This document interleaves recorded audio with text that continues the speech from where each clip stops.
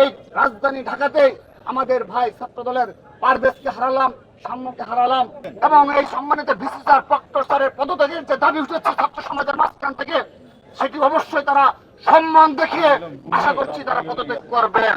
সোহরাওয়ার্দী উদ্যান এখানে মাদকের সয়লাভ এবং মাদক সেবীদের অভয়ারণ্যে পরিণত হয়েছে। গতকাল রাত 12টার দিকে ঢাকা বিশ্ববিদ্যালয় সংলগ্ন এলাকায় বাংলা একাডেমির সম্মুখে যে নারকীয় হত্যাকাণ্ডের শিকার হয়েছে আমাদের ভাই সাম্য, তার প্রতিবাদে গতকাল রাত থেকে ঢাকা বিশ্ববিদ্যালয় ক্যাম্পাস উত্তপ্ত উত্তাল হয়েছে।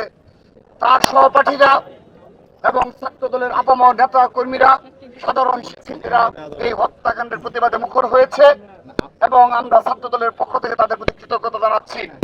সেই সাথে স্মরণ করে দিচ্ছি, গতকাল রাত থেকে এই আজকের এই সময় পর্যন্ত আমাদের সম্মানিত ভিসি স্যার এবং প্রক্টর স্যারের আমাদের তাদের কাছ থেকে স্পষ্ট কোনো বক্তব্য এখন পর্যন্ত আমরা পাইনি।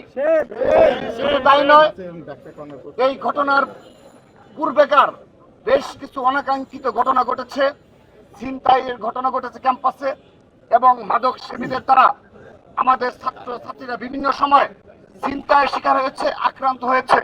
বিশেষ করে সোহরাওয়ার্দী উদ্যান এখানে মাদকের সয়লাভ এবং মাদক সেবীদের অভয়ারণ্যে পরিণত হয়েছে।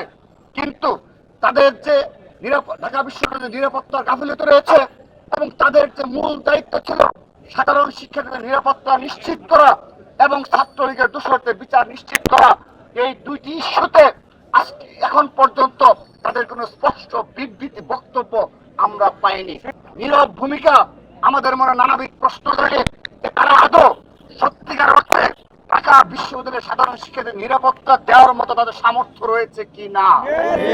এই সাম্যের হত্যাকাণ্ডের মধ্যে স্পষ্ট হলো এই সম্মানিত ভিসি স্যার এবং এই প্রক্টর স্যারের নেতৃত্বে যারা দায়িত্ব রয়েছে তাদের দ্বারা সম্ভবত ছাত্রলীগের সন্ত্রাসীদের বিচার করা সম্ভব না। আজকের দিন পর্যন্ত ছাত্রদল দ্বারা কোন অনাকাঙ্ক্ষিত ঘটনা সংঘটিত হয়নি।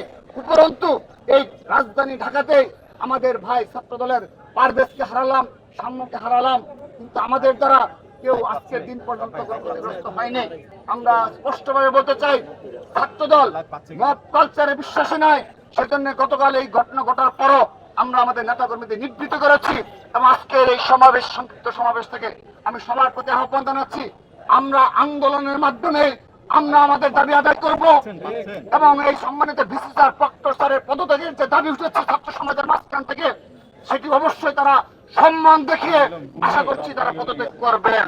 এখনো এই দেশে একটি গোষ্ঠী রয়েছে, নিষিদ্ধ সংগঠন রয়েছে, গুপ্ত সংগঠন রয়েছে, যারা এই ঘটনাকে কেন্দ্র করে বিভিন্ন সোশ্যাল মিডিয়ায় এখনো প্রপাগান্ডা অব্যাহত রেখেছে। কালার এক্সপার্ট, জর্জ স্যাপ এবং মাইল্ড অন হ্যান্ডস টেকনোলজি সমৃদ্ধ অরিক্স ক্রিস্টাল ওয়াশ আপনার লন্ড্রি এক্সপার্ট।